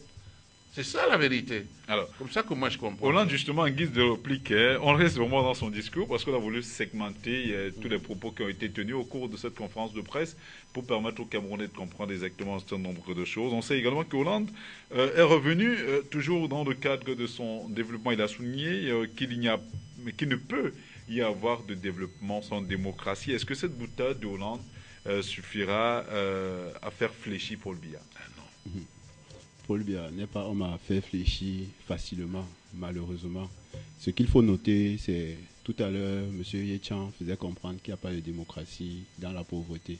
Mais en réalité, lorsque nous regardons le Cameroun tel qu'il est, le pouvoir, que ce soit le pouvoir d'achat des Camerounais, que ce soit au niveau de vie des Camerounais, a largement baissé sous Biya. Et, c'est-à-dire, il est l'artisan de cette pauvreté. En réalité, on paupérise la population pour pouvoir mieux la manipuler. Alors, cela est dû du fait de la démocratie, je veux bien comprendre. Ce que je veux dire, c'est qu'un système démocrate, c'est-à-dire quand quelqu'un qui a faim n'est pas libre. Je vous prends les cas de fraude. Lorsqu'on vient, on donne 1000 francs aux gens pour les faire voter. C'est parce que ces 1000 francs lorsqu'il les reçoit, il a l'impression qu'il a reçu un jackpot. C'est-à-dire, on crée les conditions pour que les gens soient suffisamment pauvres. Mais est-ce que alternance rime avec démocratie nécessairement? Alternance rime avec démocratie. Mais est-ce que la démocratie, c'est l'alternance? Simplement. Pardon? Est-ce que la démocratie implique nécessairement l'alternance? Vous savez... dans le sens étymologique du terme. Ce n'est pas une affaire d'étymologie. Je vais vous prendre un exemple simple. Lorsque M. Obama est arrivé au pouvoir aux États-Unis, il était tout beau, avec les cheveux comme pour moi. Oui. Mais aujourd'hui, tous ses cheveux sont blancs. Le pouvoir épuise. Ça, c'est la première chose. On peut également aller interroger ces jeunes. Hein. C'est tout un autre problème. Je dis bien, le pouvoir épuise. Vous pouvez prendre n'importe qui. Le pouvoir épuise. Ça, c'est la première chose. Maintenant, la deuxième chose, c'est lorsqu'on vient au pouvoir, c'est parce qu'on a une vision. On veut impulser quelque chose de nouveau. Une dynamique. Chaque fois qu'on dit changement, on dit nouvelle dynamique. C'est-à-dire on impulse un nouveau souffle. Lorsque M. Biya vient au pouvoir, il suscite beaucoup d'espoir. Pourquoi? Parce qu'il vient avec un nouveau souffle. Il vient avec beaucoup d'énergie.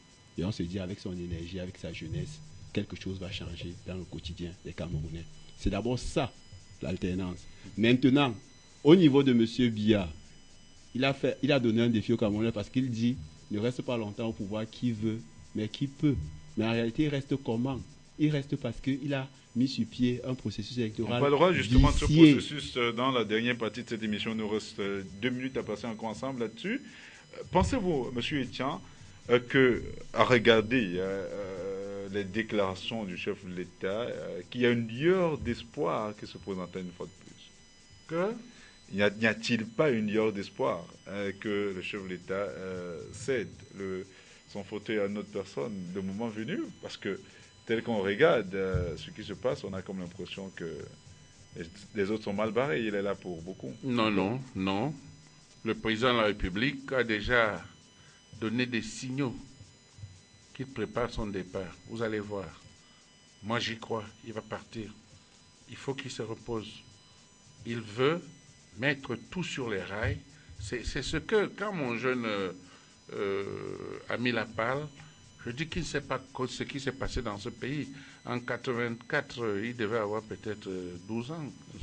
Voilà. Donc il parle de ces choses avec une approche un peu naïve. Parce que je vous assure que ce qui s'est passé dans ce pays, c'était parti pour qu'il implose. Ça arrangerait les affaires des Occidentaux, des Français en chef. Vous voyez le Zaïre, le Congo démocratique. Le Zaïre a toutes les richesses de la terre, mais il n'y a aucune route au Zaïre. C'est comme ça qu'on trouve des vieux avions qui n'ont aucune certification en train de tuer les gens tous les jours. Comprenez? Oui, mais n'oublions pas que le Zaïre est également suffisamment vaste, quitter d'un coin à un autre, y aller par route, c'est mettre plusieurs heures. Oui, je veux bien, mais le Zaïre, tout s'y fait par avion parce qu'il n'y a pas de route. Donc, notre pays, moi je vous ai déjà dit plus d'une fois que, personnellement, je ne crois pas que Biya veuille encore rester au pouvoir. Biya reste au pouvoir, il est en train de mettre les institutions prévues par la Constitution. Il va se retirer. Oui, mais c'est depuis 1996, comme le souligne M. Prenat. Non, mais 96, ça fait 19 ans. Oui, c'est beaucoup quand même. Oui, beaucoup, mais alors, vous savez ce qui s'est passé entre-temps? Mais la même Constitution disait justement limiter les mandats et en 2011 ne devait pas se représenter. Oui, mais elle a été modifiée en 2008. Oui, mais bien sûr, parce qu'il était important de modifier, parce que si on ne modifiait pas, ces charognards-là seraient venus se mettre à la solde des Occidentaux. Oui, monsieur Pena. Oui, déjà, je reconnais ma jeunesse, mais je ne suis pas naïf. Bon. Parce que ce qu'il faut noter, c'est que vous avez l'impression que c'est de la naïveté, mais en réalité, c'est mon point de vue et c'est l'analyse que j'en fais. Compris. Maintenant, s'agissant du fait que M. Biya, vous dites qu'il va partir lorsqu'il aura mis sur pied les institutions. Qu'est-ce qui l'a empêché de mettre sur pied les institutions depuis 19 ans? Vous avez, par exemple, je prends juste le cas du Sénat. On a voté les sénateurs avec un collège électoral insuffisant. On aurait mis sur pied le conseil régional avant le Sénat et on aurait un collège suffisant. On a le conseil constitutionnel qui tarde à être mis sur pied. qu'est-ce qu'il faut? Mais quand le Conseil constitutionnel n'est pas... Vous voulez dire qu'il y a un vide? Ce L'absence du Conseil constitutionnel... Vous voulez parler... C'est la Cour suprême qui assume les charges... C'est pour vous faire comprendre qu'en réalité... C'est une volonté. La logique selon laquelle il veut mettre ces institutions sur pied avant de partir, ça c'est une blague. C'est-à-dire, vous êtes en train de dire aux Camerounais que vous êtes en train de faire ce que Paul lui a fait depuis, nous rouler dans la farine. Ah bon? Oui, c'est ce qu'il fait. Comme Barbeau. Barbeau, On ne sait pas ce que Barbeau fait. Parlons de M. Biya. C'était lui le boulanger.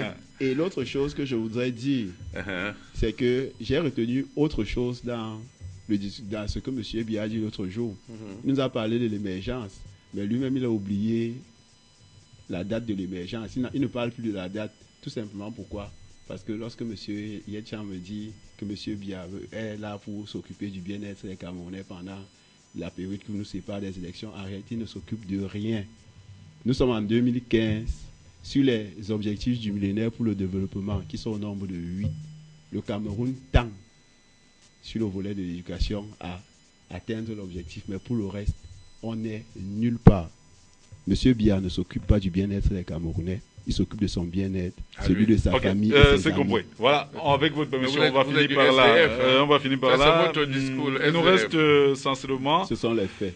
20 minutes à passer ensemble pour parler du dernier sujet, messieurs. Si vous le permettez, on sait justement que l'ECAM, l'organe en charge de l'organisation des élections au Cameroun, vit une guerre.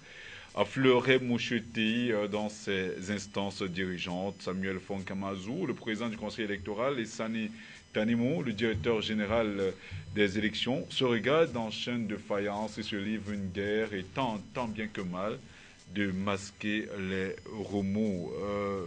Monsieur Pinlap, selon vous, qu'est-ce qui se passe à l'ECAM? À l'ECAM, on a à la fois un problème... C'est une guerre de leadership ou une guerre au niveau des institutions qui ont été peut-être mal... les tests qui ont été mal... Globalement, c'est les deux. C'est-à-dire, on a un problème structurel qui est lié à l'architecture, à l'organisation et au fonctionnement de l'ECAM. Et de façon conjoncturelle, on a mis à la tête on a nommé 2 politiciens, contrairement au code électoral lui-même, c'est-à-dire 2 militants du RDPC. Et comme nous sommes en période de fin de règne, il est question de positionner ces pions pour s'assurer que le moment venu, on a l'allégeance qu'il faut. Parce que ce qu'il ne faut pas oublier, c'est les nominations qui posent problème. On a nommé X, moi je voulais plutôt nommer Y. Tu n'avais pas le droit. Donc, au niveau purement structurel, c'est-à-dire, il y a des zones grises au niveau du rôle des différents organes, que ce soit du conseil électoral, que ce soit la direction générale. Il y a quelques zones grises qui font en sorte que dans cette zone grise, chacun essaye de dire que c'est moi qui le fais et l'autre dit non. Maintenant, de façon conjoncturelle, le choix des personnes qui devaient animer cet organe qu'on souhaitait indépendant et qui est devenu une antichambre du RDPC, fait en sorte que, à l'intérieur, les batailles qui se font à l'intérieur, qui devraient se faire à l'intérieur du RDPC, se fait à l'intérieur de l'ECAM, parce que ce sont les militants du même parti qui sont en train de se positionner pour l'après-Biya. Alors, ne pensez-vous pas, M. Edouard Yetchan, que ce conflit de compétences qui est actuellement court au sein de Election Cameroun risque pas quelque part de nuire au bon fonctionnement des élections à venir? Les personnes les mieux indiquées ont déclaré sur toutes les antennes que ça ne peut pas nuire. Monsieur Élection Minat a été clair. Les textes ne souffrent de rien. C'est plutôt quelqu'un qui croit que il a des pouvoirs spéciaux. Je vous prends l'exemple. Le gouverneur d'une région est nommé par décret présidentiel. Le préfet est nommé par décret présidentiel. Le sous-préfet est nommé par décret présidentiel. Mais j'ai jamais vu ce genre de cacophonie là. Le sous-préfet sait quelles sont ses limites. Le préfet connaît les siennes. Le gouverneur sait ce qu'il a fait. Alors, mais cette cacophonie, M. Pinlap a certainement voulu l'expliquer en soulignant qu'il s'agit de 2 politiques qui se bagarrent dans le cadre dans la perspective de la lutte de classe et de clan qui se profile à l'horizon avec ce qu'on appelle fin de règne. Est-ce que cela n'est peut-être pas dû à cela? Non, ça n'a rien à voir avec fin de règne, Elecam n'aura rien à dire dedans. Chez le gouverneur, il n'y a pas de cela. Ce sont des administrateurs civils. Je dis fin de règne. Peut-être que ça cause la politique. Fin de règne que mon jeune ami là annonce. Ce n'est pas la même chose pour vous. C'est pas la même chose pour moi. Ah, encore que Elecam n'aura rien à dire dedans. Rien du tout. Ah bon. Est-ce que, est-ce que la transition se fait avec Elecam? Que répondez-vous donc justement au député RDPC, monsieur Pena, vous permettez, le député RDPC Francis Ngwe, qui souligne que la situation à Elecam affecte le déroulement des inscriptions sur les listes électorales, un fait qui pourrait d'ailleurs affecter les élections de demain. Voilà ce qu'un élu du RDPC dit. Donc, tel qu'en soit les cas, la situation qui se vit à Elecam pourrait avoir une incidence dans le déroulement des élections avec une incidence dans la gestion des affaires. Très faible incidence, parce que les patrons de Elecam eux-mêmes, même du MINAT, ont déclaré que ces révisions, c'est quoi ça? La révision des listes, elle a connu une augmentation de 150 000. 150 000 à peu près. Vous comprenez, on a même donné les chiffrages des les jeunes et tout ça. Vous y croyez? Pourquoi ne pas y croire? Je ne crois pas à ce qui se fait dans mon pays. Je fais quoi dedans? On se rappelle que les dernières estimations de l'ECAM n'ont pas du tout été atteintes, encore moins, atteintes même à 80%. Donc, il y a il y a des doutes à se faire à ce niveau. Bon, moi je dis que ce qui se passe à l'ECAM, tout ça va finir dans quelques jours. D'accord. Dans quelques jours, je crois que au plus tard 10 jours, les choses vont se clarifier, qu'on arrête cette cacophonie-là. Ça ne sert à rien tout ça. Vous pensez, vous êtes de cet avis? Je ne le pense pas. Comme je vous ai dit, c'est une bataille de clans à l'intérieur du RDPC qui se fait à l'intérieur de leur antichambre. Ouais. Maintenant, à côté de ça, ce que j'aimerais dire, c'est que Elecam, peu importe le mode de transition, que ce soit une vacance du pouvoir due à l'absence du président Biya, il faut organiser les élections sous 60 jours, c'est sous 90 jours. C'est Elecam qui organise les élections au Cameroun. Que ce soit en 2018, lorsqu'il faut organiser les élections présidentielles, à date, c'est Elecam qui organise les élections. Et le code électoral donne un certain poids aux représentants d'Elecam au niveau de chaque commune. Tout simplement pourquoi? Parce que c'est lui qui collecte les PV. Et la loi est claire. C'est le PV d'Elecam qui fait foi en cas de litige. Donc, c'est une institution qui va jouer un rôle très important dans la... N'en déplaise à M. Etienne qui semble minimiser son impact. C'est-à-dire que c'est l'organe qui organise les élections au Cameroun. Donc, si elle est affectée, les élections seront affectées. Maintenant, s'agissant des 150 000 personnes qu'on aurait inscrites, c'est sur un potentiel d'environ 5 millions, parce que ce qu'il ne faut pas oublier, c'est qu'au potentiel était en 2011 d'environ 9 millions. Après la dernière refonte, on en a inscrit environ 5 millions. Donc on a environ 4 millions de personnes qu'il faut inscrire. Lorsqu'on inscrit seulement 150 000 cette année, ça suppose que les 3 prochaines années, si on estime qu'on fait les mêmes chiffres, comment vous pouvez estimer que c'est les mêmes chiffres? Plus l'échéance arrive, l'engouement monte. Les gens disent qu'ils ont du temps. Mais si ce que je veux dire, c'est que les 150 000 ne représentent rien sur le potentiel à inscrire. Oui, mais le moment venu, vous verrez les gens s'inscrire à l'appel. Ce sera... Non, ce n'est pas un problème. On est encore à 3 ans des élections. Alors, mais pensez-vous que cela peut être de nature à susciter l'engouement, Monsieur Etienne? Quand on regarde ce qui se passe, des gens d'une même chapelle, peut-être politique, je ne parlerai pas de chapelle politique ici, mais les gens de même bord, qui se discutent sur les prérogatives des uns et des autres, quand on regarde tout ce désordre-là, est-ce que tout cela est de nature à susciter je vais être franc avec vous, j'avoue que je suis mal à l'aise. Je ne peux pas comprendre que des gens se marchent sur les pieds comme cela. Le directeur général des élections travaille sous la supervision du président du conseil. Point. Il n'a pas de décision à prendre unilatéralement. Or, il est établi que ce monsieur, je ne sais pas ce qu'il cherche dans cette histoire. Il prend des décisions sans s'en référer au conseil électoral. C'est comme ça que c'est écrit. Donc, le directeur des élections n'a aucune décision à prendre sans se référer au conseil. En fait, quand il a quelque chose à faire, il doit, sauf la gestion. Il propose au conseil. Il propose au conseil. Le conseil arbitre et lui renvoie la copie. Mais lui, je ne comprends pas. Il faut que ce monsieur parte. Il faut qu'il parte, monsieur le directeur général des élections. C'est un troubleur. Il ne peut pas faire autant de conneries. Il y a un conseil, il ne vient pas, il envoie son adjoint. Et il dit que tant que le président sera là, il ne va pas venir. Parce que ça tourne à un tribunal contre lui. Lui, il est qui? Il vote 2 fois. Il est plus expert que qui? Il connaît l'informatique plus que toi, mon frère.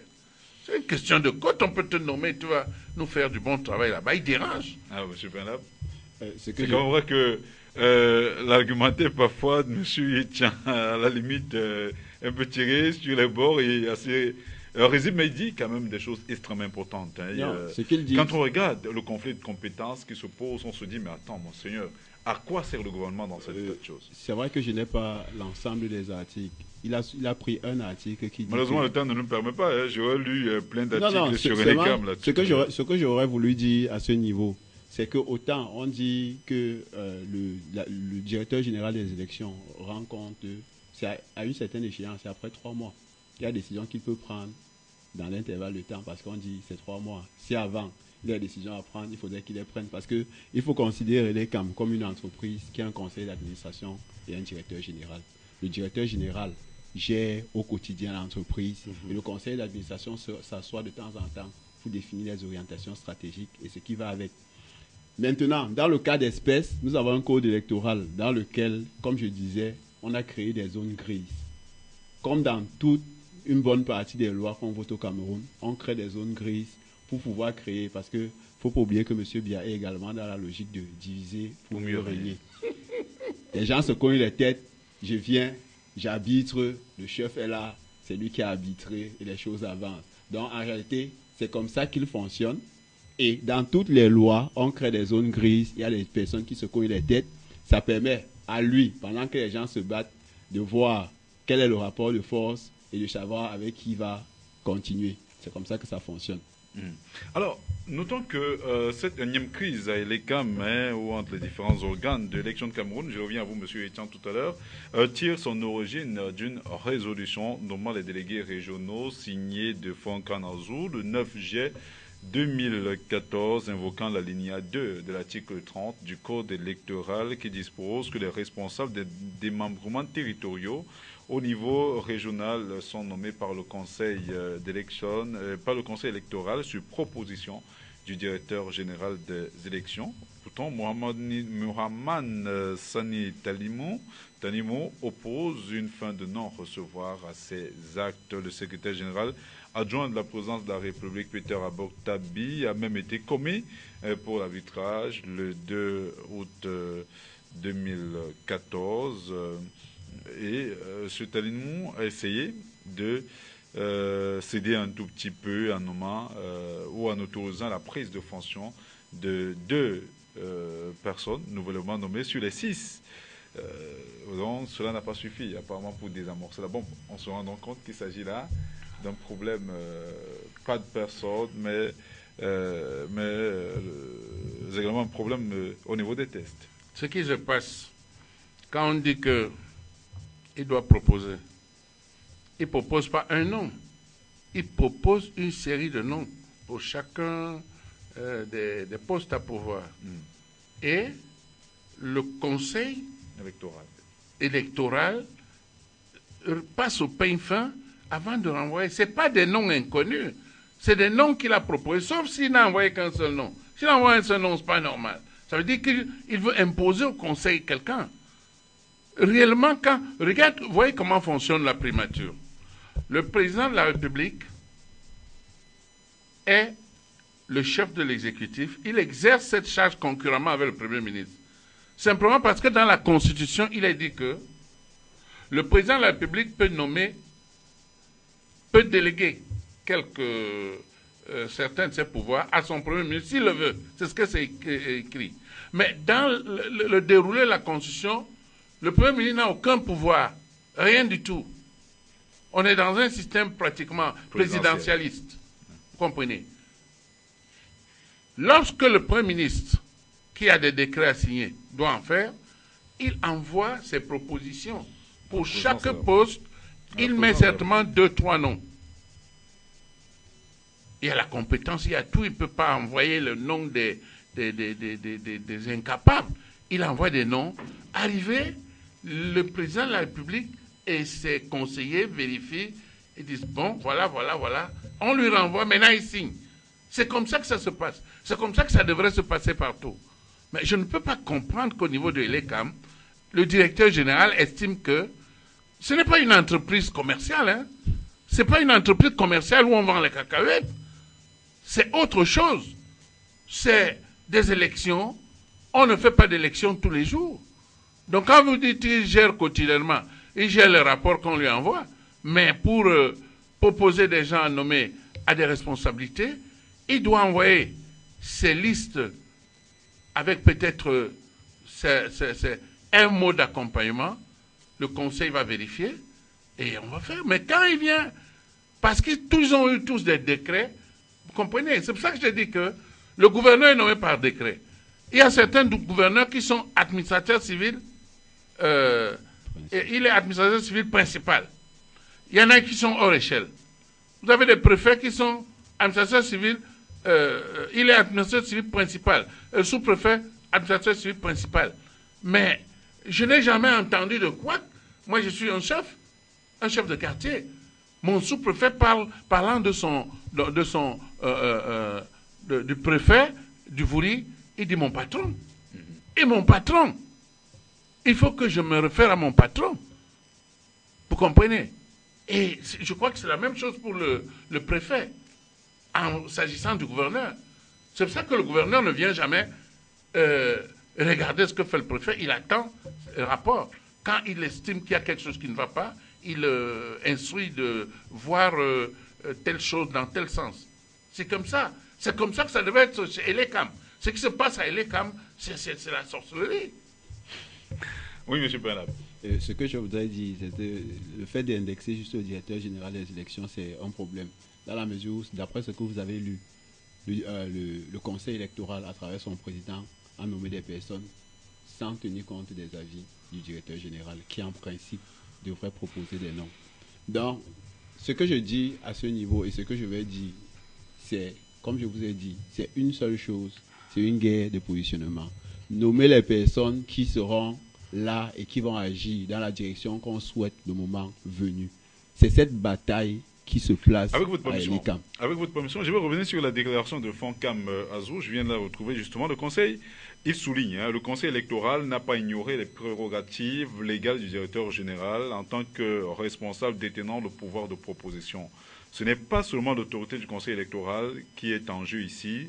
Il s'agit également de l'autorité de l'État. Une autorité subordonnée dans la hiérarchie administrative se permet de faire obstacle à l'exécution d'un acte dûment pris par une autorité supérieure. Il y a une subordination caractérisée. Voilà ce qu'il faut noter, c'est que, certes, il parle d'insubordination caractérisée. C'est une décision administrative et c'est une décision qui doit suivre un processus. Le processus est clair et il est défini par le code électoral tel qu'il est aujourd'hui. Je fais des propositions, vous analysez et vous nommez. Lorsque vous nommez sans vous avoir eu mes propositions, en réalité, vous violez la procédure. Parce qu'il faudrait qu'on soit clair là-dessus. M. Foncam Azou est en train de montrer ses muscles et M. Tanimou est également en train de montrer ses muscles. Et à la fin, le grand Manitou... Alors, mais qui doit justement arbitrer? Qui est responsable de ce désordre, M. Etienne? J'ai la certitude, comme je l'ai dit, que dans une dizaine de jours, tout ça va finir, ça restera. Mais je réalise que mon jeune ami, là, ils s'en délectent, hein, ils sont contents de cette situation. Nos amis du SDF, il est content. Non, mais au-delà de cela, apparemment, on attend la décision de la présidence de la République. D'ailleurs, je le souligne encore, il y a quelques mois de cela, notamment en août, en fin juillet, la présidence de la République avait dépêché Peter Aboktabi pour juguler cette crise. Malheureusement, l'arbitrage n'a pas été favorable. Une fois de plus, peut-être faudrait l'arbitrage... n'a pas été favorable à qui? La crise continue. Non, ben, ça n'a pas été... Il n'est pas allé arbitrer, il est allé s'enquérir... On parlait justement d'arbitrage, il est allé faire fumer le calumet de la paix aux deux personnes. Tout semble indiquer que ça n'a pas marché.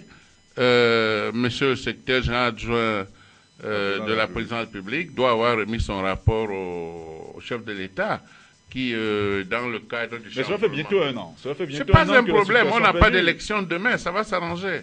Alors, Il n'y a vous pas dites, d'élection dans une demain. dizaine de jours, et alors que cela fait près d'un an, nous sommes déjà en juillet, c'est en août. Mais toutes les voies ayant été épuisées sans que la sérénité revienne dans la maison et les calme, le grand patron va arbitrer en dernier ressort. Alors, M. Penab, apparemment, M. Etienne vous donne raison. C'est-à-dire le créateur, l'alpha et l'oméga, Ah. va faire son travail comme d'habitude. C'est-à-dire laisser pourrir une situation, comme je vous ai dit, évaluer le rapport de force et trancher du côté qui l'arrange. Ce qu'il faut noter, c'est ça pose un problème simple et de façon générale. Que les gens arrêtent de nous dire que c'est l'entourage de M. Biya qui est mauvais, lui il est bon. En réalité, il laisse pourrir des situations qui, quand M. Yechan fait comprendre que les élections ne sont pas pour bientôt. Non, la situation peut pourrir jusqu'à ce qu'il y ait élection. Ce qu'il oublie, c'est que M. Biya a 83 ans. Je ne le souhaite pas. Mais à son âge, l'espérance de vie au Cameroun tourne autour de 52 ans. C'est-à-dire qu'il a 30 ans de plus par rapport à l'espérance de vie au Cameroun. Donc, il peut arriver. On ne le souhaite pas. On ne le souhaite pas. Il faudra que ces problèmes se règlent. Hein. Il peut arriver qu'il tombe là aujourd'hui. Il faudrait qu'on organise des élections sous moins de 90 jours. Faudrait bien on va utiliser l'ancien fichier électoral. Mais seulement, il faudrait bien que les CAM soient organisés pour pouvoir travailler. Donc, il faudrait que, lorsqu'on a ce genre de problème sur des institutions qui travaillent sur des questions qui peuvent créer des tensions dans notre pays, que ces institutions fonctionnent bien. Lorsqu'il y a un problème dans ces institutions, qu'elles soient réglées rapidement. Même dans le cas que vous venez d'évoquer, la voie est claire. Le président du Sénat prend les rênes. Pour 60 jours, si on était en élection et que le président sortant était en vacances prolongées, voilà, 60 jours et 90 jours si c'est au cours du mandat. Je crois que c'est comme ça les deux dates. Alors, le président du Sénat, actant chef de l'État, ne peut procéder à aucune nomination de manière unilatérale. Mais s'il y a une situation comme celle-là, il réunit les gens qui doivent être là et ils vont trancher. Ils vont dire, bon, comme toi, tu es le fauteur, parce que le rapport que monsieur le secrétaire général adjoint a présenté doit avoir clarifié les responsabilités dans ce dérapage-là. Comprenez? C'est comme ça. Donc moi, vous faites comme s'il y a un vide apparemment. Non, on n'a pas dit qu'il y a un vide, mais on dit que la situation nous avons une institution. Cela fait pratiquement un an, vous permettez, que la situation dure. On aurait dû peut-être intervenir une semaine après. Cela n'a pas été fait. La situation continue à perdurer. Et même, on sait que cela est emballé, monsieur Etienne, vous permettez, jusqu'à offusquer la représentation nationale qui a dû interpeller le Premier ministre sur le sujet, qui s'est une fois de plus rabattu au point de chef de l'État. Voilà. Donc c'est une seule personne qui contrôle tout. Mais c'est présidentialiste, non? Il est responsable de tout. Du moment où il faut prendre des décisions, mais seulement quand il faut assumer les responsabilités qui vont avec, c'est-à-dire lorsqu'il y a des échecs, lorsque les Camerounais ne parviennent pas à manger à leur faim, ils ne parviennent pas à boire. On fait comprendre qu'à leur faim. Ce discours-là est périmé. Vous ne pouvez pas dire des choses comme ça. Ah bon? Quand on vous regarde là, vous ressemblez à quelqu'un qui mange. Vous regardez comment vous pétez. Je suis un privilégié dans ce Cameroun. Ah bon, hein? Oui.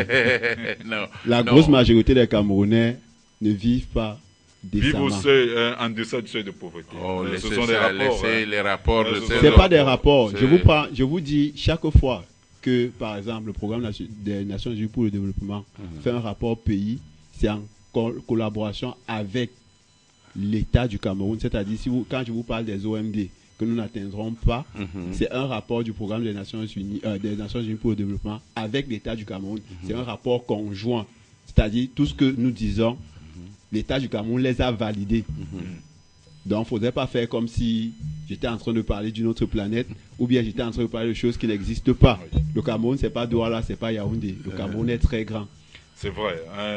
Malheureusement, le temps est parti à cette émission arrivée à son terme. Mais monsieur Etienne, vous le savez, peut-être vous ne voulez pas certainement le dire parce que vous êtes au relais de la casquette du RDPC. Il y a quand même des coins encore au Cameroun où les Camerounais ont de la peine à vivre décemment, où on fréquente encore en main le sol, où on a de la peine à avoir accès à l'électricité. Nous sommes de la Sanaga maritime, notamment en Dognis, on n'a pas de lumière du tout. On a fait toutes les démarches possibles pour avoir la lumière. On utilise des groupes. J'utilise un groupe quand je suis au village, ce qui est terrible dans un pays qui se veut plus ou moins en voie de développement. Donc il y a beaucoup d'efforts à faire.